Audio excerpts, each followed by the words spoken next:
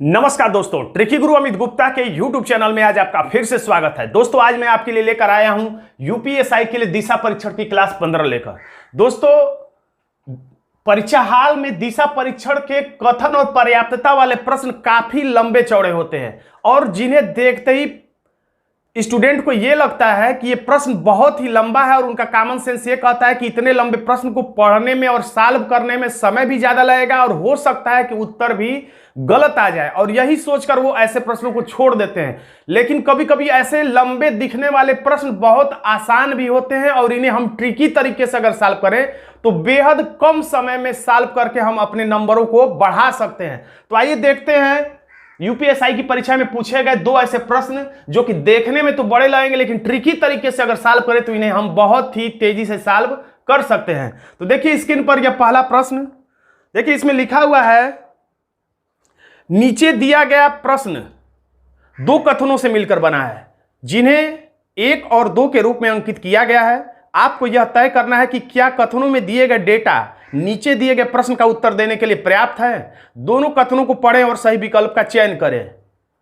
तो अब नीचे लिखा है, गोपी के संदर्भ में इंदु किस दिशा में है। अगर आप पूरा मेरा वीडियो सिलसिलेवार देख रहे हैं तो आपको समझने में कोई दिक्कत नहीं होगी। गोपी के संदर्भ में यानी गोपी के पास अगर प्लस का निशान बनाया जाए तो गोपी से देखने पर कौन, तो इंदु। इंदु जो है ये किस दिशा में होगी। इंदु को पूछा जा रहा है गोपी के पास से खड़े होकर देखने पर इंदु किस दिशा में होगी, यही बताना है।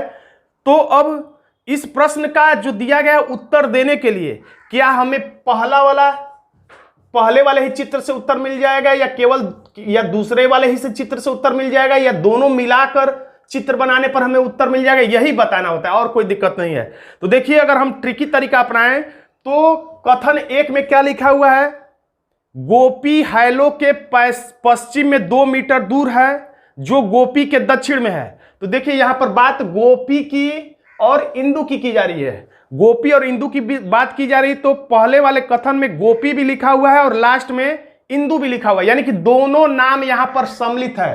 गोपी और इंदु इस पहले वाले कथन में दोनों ही नाम सम्मिलित है। इससे यह पता चलता है कि इस पहले कथन से गोपी और इंदु के बारे में संबंध पता किया जा सकता है, यानी कि गोपी और इंदु वाले इस प्रश्न का जवाब देना संभव है। यह 100% अभी क्लियर नहीं है कि जवाब दे पाएंगे या नहीं, लेकिन जब हम चित्र बनाएंगे तो इतना कंफर्म है कि जवाब आ भी सकता है, नहीं भी आ सकता है। इस कथन को आप ध्यान से देखेंगे तो इसमें इंदु तो मौजूद है, दूसरे वाले कथन में इंदु आपको दिखाई देगी, लेकिन ध्यान से देखेंगे तो गोपी दिखाई नहीं देगी। एक जगह गैली लिखा हुआ है तो वो नाम दूसरा है, तो इसकी हम बात नहीं करें। गोपी दिखाई नहीं देगा, तो जब इन दो नामों में से गोपी दूसरे वाले कथन में है ही नहीं तो ये 100% क्लियर है कि केवल अकेले दूसरे वाले कथन से इन दोनों के बीच में संबंध स्थापित नहीं किया जा सकता है। और पहले वाले कथन में दोनों ही नाम मौजूद है तो इससे संबंध बनाया भी जा सकता है, यानी इससे दिशा ज्ञात भी की जा सकती है इंदु की और नहीं भी ज्ञात की जा सकती है। इसको इस उदाहरण से समझिए, जैसे यदि एक छात्र परीक्षा देने जाता है तो परीक्षा में संभव है कि पास भी हो जाए, हो सकता है कि वो फेल भी हो जाए। लेकिन अगर कोई छात्र परीक्षा ही छोड़ देता है तो वो तो 100% क्लियर है कि वो फेल ही होगा। तो ये है परीक्षा छोड़ने वाला, ये है परीक्षा देने जाने वाला। यानी अब जब चित्र बनाएंगे तभी क्लियर होगा कि ये तो परीक्षा देने गया, यानी कि गोपी इंदु के बारे में जिक्र है, लेकिन अब संबंध होगा या बन पाएगा या नहीं चित्र बनाने पर ही क्लियर होगा। तो अब हम चित्र इसका बनाते हैं। कथन 1 में अब 2 का चित्र बनाने की जरूरत ही नहीं, क्योंकि हमें पता है कि 2 से कोई उत्तर हमें मिलने वाला नहीं है। तो कथन 1 का चित्र बनाते, गोपी हेलन के पश्चिम है। तो गोपी जो है हेलन के किधर है, तो हेलन के पश्चिम में है। गोपी हेलन के पश्चिम में है। कितना दूर, तो 2 मीटर दूर। जो अब यहां पर मैंने बताया था जो का मतलब होता है दूसरा वाला नाम, वाक्य में जो दूसरा नाम है उसके लिए, या कह सकते हैं जो का मतलब जो जहां पर लिखा रहे उससे ठीक पहले जाइए, जो नाम दिखाई दे उसी के लिए कहा जाता है। या आपको समझने में दिक्कत हो तो जहां पर जो लिखा है उससे काट कर जो इससे ठीक पहले वाला जो नाम है उसी को यहां पर लिख दीजिए और इसके बाद कामा लगा दीजिए। तो यहां पर जो लिखा है तो जो को हम काट कर अगर लिख दें, जो का मतलब जो से ठीक पहले वाला नाम, यानी कि तो देखिए अब इसमें लिखा हुआ है गोपी हेलन के 2 मीटर दूर है। जो का मतलब जो से ठीक पहले आएंगे तो लिखा हुआ है हेलन। तो हेलन, जो का मतलब हेलन, यानी कि हेलन इंदु के दक्षिण में है। हेलन इंदु के, यानी इस इंदु के दक्षिण में है और कितनी दूर है?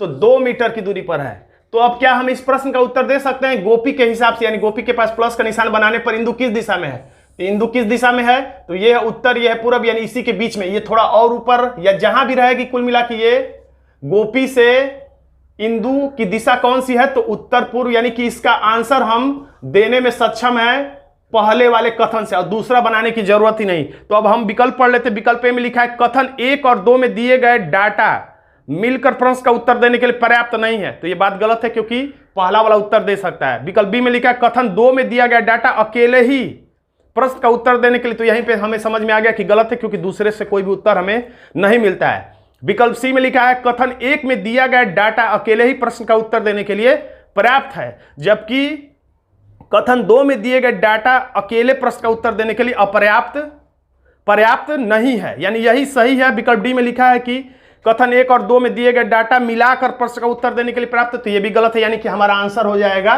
सी। अब देखते हैं अगला प्रश्न। देखिए इसमें फिर से वही प्रश्न है। इसमें पूछा जा रहा है ए और बी के बीच निकटतम दूरी, ए और बी के बीच में निकटतम दूरी, यानी पाइथागोरस प्रमेय वाली दूरी किस कथन से ज्ञात की जा सकती है? पहला से अकेले, या दूसरा से अकेले, या दोनों मिला के, या किसी से नहीं, ऐसा ही कुछ विकल्प होता है। बनाना पड़ेगा। कथन 1 का अगर हम लोग चित्र बनाएं तो लिखा हुआ है अजय जो है ए से उत्तर पूर्व दिशा की ओर निकलता है और 5 किलोमीटर चलता है। तो ये है उत्तर और ये है पूरब, यानी इसी के बीच। अगर समझने में दिक्कत है तो प्लस बना के आप ऐसे 5 मीटर चला देते हैं। निकलता है और 5 मीटर चलता है, फिर बाएं मुड़कर 5 किलोमीटर चलता है, फिर बाएं का मतलब एंटी क्लॉकवाइज, और 5 मीटर चलता है। ऐसा करते समय आप ध्यान दीजिएगा कि यहाँ पे 90 अंश का कोण बन जाए, यानी ऐसा ना हो कि ज्यादा इधर हो जाए, ऐसा ना हो कि ज्यादा इधर हो जाए। 5 मीटर चलता है, फिर बाएं मुड़कर 5 मीटर चलता है, यानी फिर बाएं मुड़ता है। तो आप ये नहीं कि ऐसे चला दीजिए, ये नहीं ऐसे चला दीजिए, ये नहीं कि ज्यादा ऐसे चला दीजिए, आप ऐसा चलाइए कि अब इसके पैरेलल में ये रहना चाहिए, या यहाँ पे याद रखिएगा कि 90 अंश का कोण जैसा बन जाए लगभग में, और 5 मीटर है, यानी इसी के बराबर में लगभग ये आके यहाँ पे खड़ा हो जाएगा। फिर लिखा है कि आखिर में बिंदु बी तक पहुंचने के लिए फिर बाएं मुड़ता है और 4 किलोमीटर चलता है। तो ये 5 है, तो 4 यानी कि इससे थोड़ा सा पहले ही वो चलता है, और यहां पर बिंदु बी पर पहुंच के वो रुक जाता है।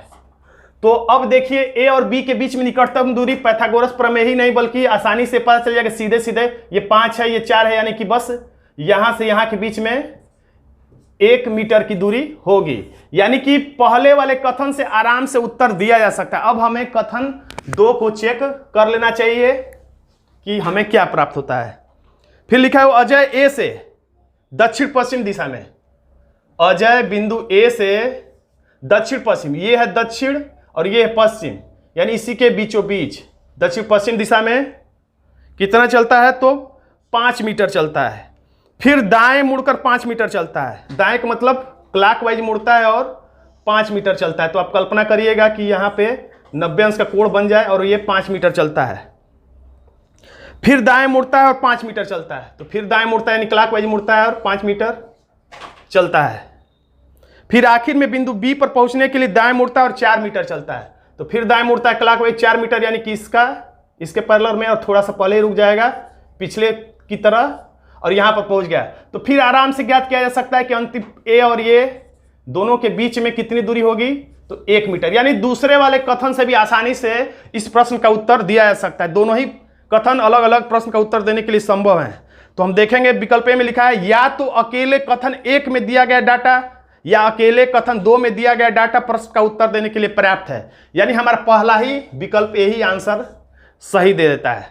तो दोस्तों आज का ये छोटा सा वीडियो आपको कैसा लगा कमेंट बॉक्स में जरूर लिखिएगा। वीडियो अच्छा लगे तो वीडियो को लाइक कर दीजिएगा, इसे अपने दोस्तों में शेयर कर दीजिएगा, और अभी तक आपने मेरे चैनल को सब्सक्राइब नहीं किया तो सब्सक्राइब भी कर लीजिएगा, क्योंकि यूपीएसआई के लिए ऐसे रीजनिंग के ट्रिकी वीडियो मैं समय समय पर लाता रहूंगा।